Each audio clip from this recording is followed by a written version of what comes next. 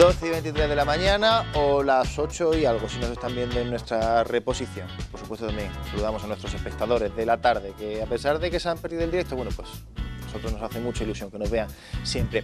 Es una hora estupenda en cualquiera de los dos casos para pensar en abrir un buen bollo, hacer nuestro hoyito y ponerle un poquito de aceite de oliva virgen extra, que tan rico y tan saludable es siempre. Bueno, pues para que ese aceite de oliva cada vez se vaya acercando más a la perfección, las almazaras están dando un paso muy importante en la calidad.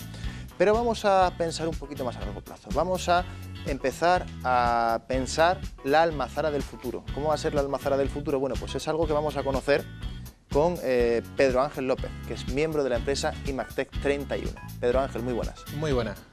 La almazara del futuro, que ya está un poquito más cerca, de hecho ya casi que la tenemos aquí, ¿no? Porque gracias a IMACTEC 31 ya se ha diseñado el primer sistema de gestión integral totalmente informatizado de almazaras, ¿no? ¿Qué es esto? Para que nos enteremos más o menos. Bueno, pues básicamente es aplicar la tecnología actual, el conocimiento que se tiene hoy en día en el sector informático y en el mundo de las bases de datos y de la comunicación, y ponerlo al servicio de las cooperativas para una gestión más eficiente de todo el proceso de información que mantienen el día a día de las cooperativas. ¿Qué es lo que supone esto para la gente que trabaja tanto en la almazara como para los cooperativistas, que sabemos que son en la mayoría los que utilizan, los usuarios de la almazara que llegan allí con su remolque? ¿En qué lo van a notar ellos? Lo van a notar básicamente en la parte de gestión, la parte de administración de la almazara y cooperativas. Van a trabajar de forma mucho más eficiente, puesto que toda aquella información que ellos gestionen, modifiquen, alteren, borren o hagan cualquier proceso con ella, pues se va a ver replicada a tiempo real en el sistema del patio, principalmente la aplicación de pesaje, cosas que hasta ahora mismo pues eran sistemas totalmente distintos, y además que no había posibilidad de comunicación directa entre uno y otro. Problema que nos encontrábamos, pues que había un error muy continuado en la información que se manejaba, y a posteriori pues siempre había algún problema que otro, pues incluso en presentación de declaraciones, liquidaciones, y con este aporte tecnológico pues conseguimos trabajar una vez y hacerlo de forma eficiente. Es decir, si te he entendido bien y si no me corriges, desde un ordenador en cualquier lugar de la almazara yo puedo saber cuánto está pesando en este momento el cooperativista, cuánto pesó los últimos 3 días el cooperativista B, cuánto aceite queda en el tonel 30 y cómo está funcionando ahora mismo, qué grado está funcionando la batidora que está produciendo aceite. Todo eso desde el mismo ordenador y en el mismo archivo, ¿no? Efectivamente, conseguimos que en el momento que un agricultor proporciona cualquier tipo de modificación, por ejemplo en su declaración de cultivo, en la que ha adquirido, ha vendido o hay algún tipo de modificación de parcela, en el momento que se hace en la oficina, a tiempo real lo tenemos en el sistema de pesaje, cosa que hasta ahora mismo no era así. Cuando finalizamos una pesada, a tiempo real tenemos ya en gestión el valor de esa pesada, por lo cual sabemos a tiempo real la entrada de aceituna que tenemos a diario o casi al minuto en la almazara, y luego todo eso integrado con el sistema de gestión, pues podemos saber cualquier dato que maneja la almazara, puesto que vamos a tener información desde el origen, el patio, la recepción, todo el tratamiento que ha tenido la aceituna, hasta que el socio en la parte final liquida o se vende el aceite. Y para la gente que trabaja en las almazaras, ¿en qué cambia esto su vida? Principalmente... Su vida laboral, quiero decir. Efectivamente. Bueno, lo que van a encontrar es una seguridad a la hora de trabajar, comodidad y eficiencia, de forma que el administrativo que trata cualquier tipo de datos tiene la seguridad de que en ese mismo momento se está actualizando en todos los lugares y en todos los sistemas donde se interactúa con la información de los agricultores. Ganamos en seguridad. Además, tenemos el cumplimiento legal de la LOPD, el artículo 5, donde habla de la calidad de los datos. Se refiere básicamente en la integridad de la información, que no es otra cosa que si tenemos los datos de un agricultor en un sistema dado de alta, en cualquier parte de ese sistema deben de ser los mismos, no puede haber variación de calle o variación en el número del DNI, es decir, tiene que ser la misma información. Con este sistema que se ha desarrollado entre Prosur e IMATEC, pues conseguimos que cuanto que se actualice esa información quede registrada en todo el sistema y cumplamos también con ese precepto legal. Bueno, este sistema ya es una realidad, ya se ha presentado, de hecho se hacía este pasado fin de semana, en Montoro, ¿no? Efectivamente. Montoro. No sé por qué se me ha metido a mí que es Baena. Baena, está cerquita, No. pero no es Montoro. En Montoro.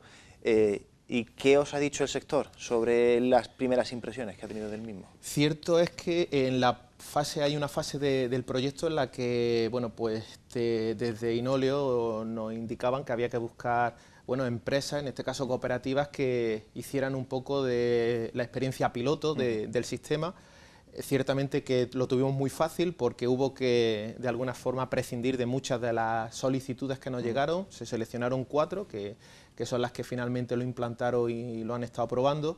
Y allí en la feria la verdad es que teníamos el sistema montado, entonces los visitantes iban al stand, por ejemplo, de Prosur, se daban ellos de alta y después venían al stand de IMATE y se veía como sin haber estado allí, sus datos aparecían en el sistema de pesaje y hacíamos similar a la inversa. Bueno, ciertamente la gente está muy interesada por lo que te comentaba. Hasta la presente todo el mundo tiene un gran problema con la integridad de la información. Hay luego problemas, por ejemplo, a la hora de liquidar. Pues, por ejemplo, los polígonos parcela no eran correctos y, bueno, por eso tiene un trabajo de poscampaña en la parte de administración bastante importante, y con este sistema se reduce a ningún problema, en el sentido de que en el momento que hay cualquier actualización lo tenemos, somos conocedores. Además hay un sistema de transparencia, de trazabilidad, donde cualquier dato que se modifica, por seguridad, pues siempre queda una referencia por si hay que hacer alguna marcha atrás o ha habido un error a la hora de actualizar. Es decir, que todo esto ya no solo es que lo habéis presentado, sino que ha tenido un periodo de pruebas que ha salido satisfactoriamente. Efectivamente. Y ya está en la fase de, bueno, comercialización y presentación a la sociedad. ¿Y cómo va esa fase? Que como veis, lleváis muy poquito, me imagino que todavía será... Pero bueno, podemos hablar solamente de expectativas, pero las expectativas, ¿cuáles son? Las expectativas son buenas. En la feria, de hecho, nosotros hicimos un mailing masivo a nuestros clientes y, bueno, alguno que otro apareció. Cuéntame esa novedad que habéis enviado por correo. Actualmente, clientes y no clientes de ambas empresas han mostrado su interés. Vuelvo a lo de antes, es un talón de Aquiles que en algunas ocasiones no se le da importancia, pero es fundamental. Tenemos la información y hay que gestionarla de forma coherente y de forma eficiente. Si tenemos mucha información, la tenemos disociada, pues corremos el riesgo de que no nos sirva de nada y sea más un perjuicio que un beneficio. Y bueno, pues ahora toca la parte de salir a la calle, coger el coche y hacer demostraciones, presentarle al almazara la solución y que finalmente quieran apostar.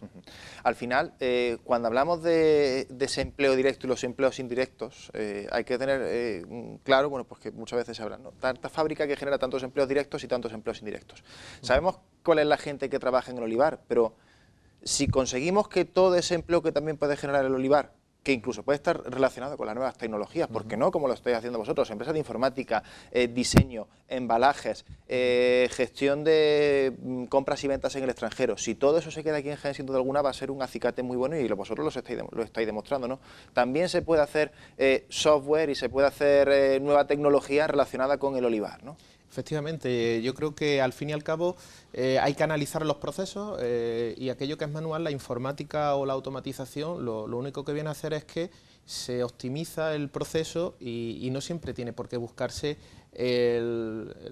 eliminar el puesto de trabajo. Al contrario, ¿no? Muchas veces pueden quedar más las personas como supervisores y para desarrollar algunas tareas que no es interesante o no se aconseja que se automatice hasta ese extremo.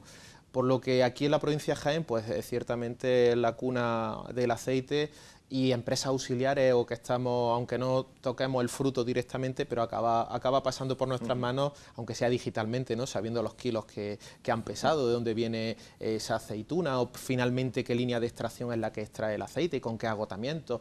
Es decir, hay una cadena de valor muy importante que tiene el aceite. Conocemos siempre la más directa, que es la de la recolección y extracción, pero en torno a todo lo que huele a aceite, ¿no? Va dejando esa mancha de trabajo y creo que es importante que, aunque no tengamos en nuestra provincia un tejido industrial muy grande, pero que al menos, ya que la principal fuente que tenemos, que es el aceite y la aceituna, bueno, pues que nos cojamos ese carro, que la profesionalicemos, que la optimicemos y de alguna manera pues consigamos también beneficiarnos de, pues, bueno, pues de esa riqueza del oro líquido.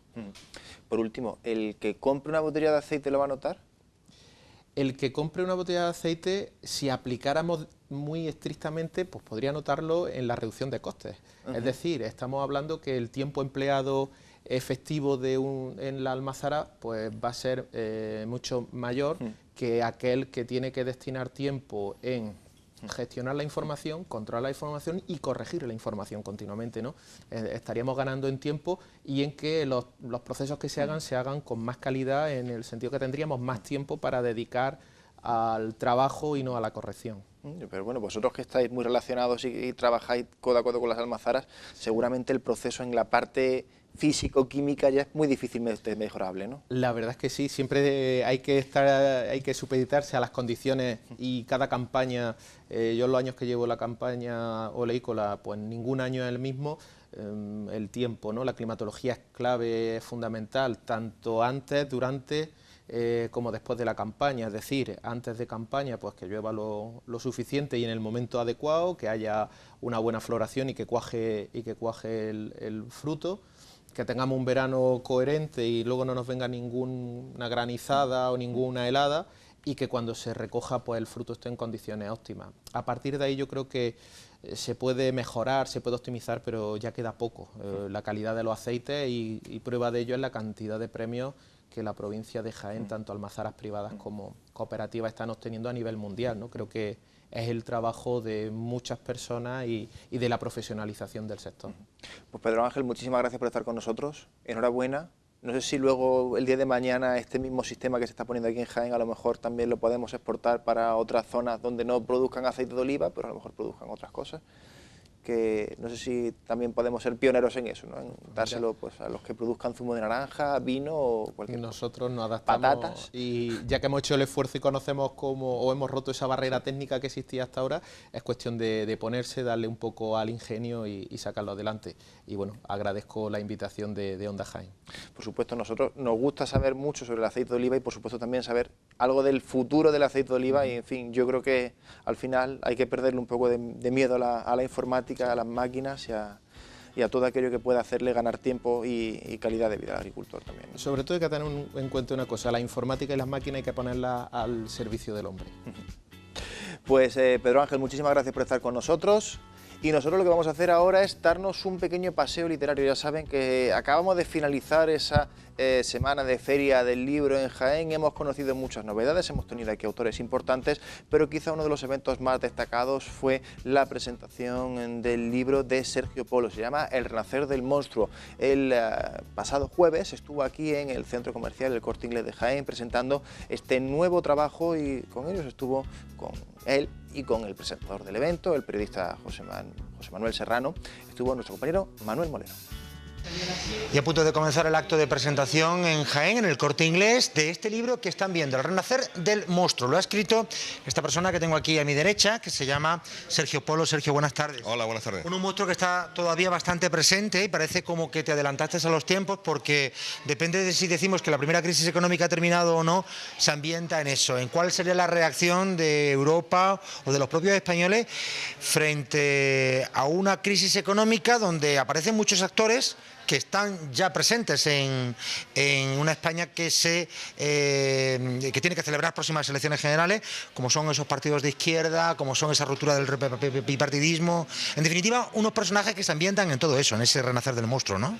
Sí, la verdad es que la historia, vamos, que estamos viviendo ahora mismo se asemeja mucho a la que, mejor dicho, con la que comienza el libro, ¿no?, en el año 2021. Es una historia donde hay un escenario de ingobernabilidad, ¿no?, prácticamente, debido a que han surgido nuevas fuerzas políticas que están presentes también ahí en el Congreso y bueno, a raíz de ahí una coalición de partidos que están más a la izquierda, ¿no?, de lo que estamos acostumbrados aquí, ¿no?, con el Partido Socialista y tal, pues, y una decisión precisamente del Partido Socialista, pues se hacen con la mayoría de los votos. A raíz de ahí lo que ocurre es que, bueno, las fuerzas, las fuerzas que mandan en Europa, pues se confabulan, ¿no?, para no dejarle gobernar, ¿no? ¿Cómo reaccionan los personajes frente a una continua falta de acuerdo? Porque eso entiendo que también está presente en el libro, ¿no? Casi como un vaticinio de que los españoles no somos capaces de ponernos de acuerdo ni para recortar los gastos electorales, que está muy de moda eso, sí, puesto que durante esta semana hemos sabido que ni siquiera los partidos se han puesto de acuerdo para recortar los gastos electorales. Pues sí, en el libro lo que quise también era plasmar diferentes ideologías y diferentes escalas sociales, ¿no? O sea, personas que, digamos, fueran representativas de lo que es la masa social, ¿no? Bueno, se ve la diferencia, ¿no? de opiniones también entre unos y otros, ¿no? Como cada uno pues al final va remando hacia lo suyo, ¿no? Inevitablemente, y bueno, como te digo, es una novela muy transversal en ese sentido, puesto que ocupa, mejor dicho, de muchas personajes de muchas diferentes ideologías, y que al final pues llegan a un enfrentamiento precisamente por no ponerse de acuerdo, ¿no? En esto que tú estás diciendo, ¿no?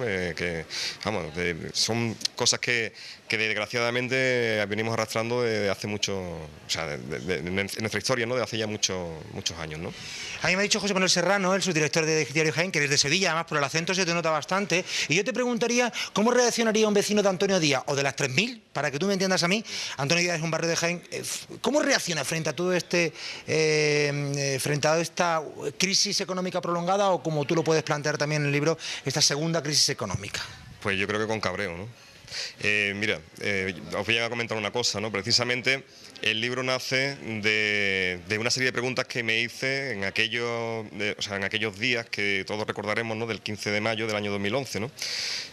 Nos acordaremos de aquellas fechas, puesto que había un montón de personas en plazas de todas las ciudades de España, ¿no? Las plazas más representativas, y fue precisamente viendo aquello pues cuando me hice la primera pregunta, ¿no? Que era ¿qué salida tendría esa gente una vez que se fueran de esas plazas, ¿no? ¿Hacia dónde irían, ¿no? La respuesta fue que eso se tendría que analizar a través de un partido político, que no cabía otra, ¿no? Porque el sistema no lo permite, ¿no? Pero claro, ese enfado, digamos, es lo que se manifiesta ahí, ¿no? Esa indignación, que es lo que decía, ¿no? Acordaos que se llamaba el movimiento de los indignados, ¿no? La respuesta a la pregunta que tú me haces de cómo reaccionaría una persona de estos barrios, ¿no? Pues lógicamente es con indignación, entiendo, ¿no? Y llegan a la conclusión de que esto no tiene remedio y que además los políticos todos son iguales. Hombre, porque son comentarios que escuchamos en la plaza. Sí. El remedio es difícil, ¿no? Porque, hombre, es muy complicado, sobre todo, es lo que, mira, en una de las últimas entradas que yo hice del blog, precisamente, puse la imagen, mejor dicho, de aquel cuadro famoso de Goya, ¿no? Allí de la pelea a garrotazo.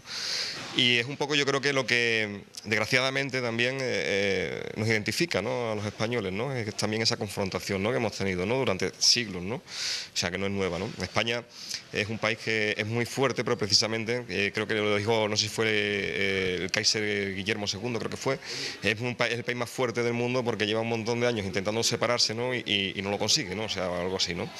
Al final es eso, ¿no? Esa confrontación que vivimos desde dentro, ¿no? Es muy complicado, ¿no? Yo sí, o sea, la respuesta a la pregunta esta que tú me haces de qué solución tiene, pues no lo sé, ciertamente. Bueno, háblame de la acogida que está teniendo el Renacer del Monstruo. Hoy se presenta aquí en Jaén, pero ya tiene un largo recorrido y también por las principales ciudades españolas, ¿no? Pues sí, el libro está teniendo bastante aceptación. Desde que se hizo la primera presentación a nivel ya nacional, ¿no? Pues la primera que se hizo fue en Huelva, el 25 de marzo del año pasado. Yo soy de allí, yo soy de Huelva, aunque paso bastante tiempo también por ahí por Sevilla, ¿no? Antes que me has dicho que soy de Sevilla, si no se van a enfadar mis paisanos también si me ven, ¿sabes? Pero bueno, a partir del día 14 de octubre se hizo la presentación en Madrid, ya la presentación a nivel nacional, y la acogida fue bastante buena. Luego hemos estado en León, en Ponferrada, hemos estado en Zaragoza, en Valencia, bueno, en Almería, en Málaga. O sea, ha habido muchas presentaciones y la verdad es que muy bien, porque el libro, desde luego, ahora mismo, el escenario que nos ocupa es prácticamente el que estamos viviendo. O sea, el escenario que nos ocupa en la novela es el que estamos viviendo, como te he comentado anteriormente, ¿no?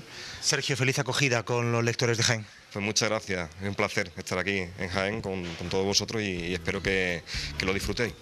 Editado por Círculo Rojo. Hoy se presenta este Renacer del Monstruo, muy ambientado en lo que estamos viviendo hoy en nuestra España.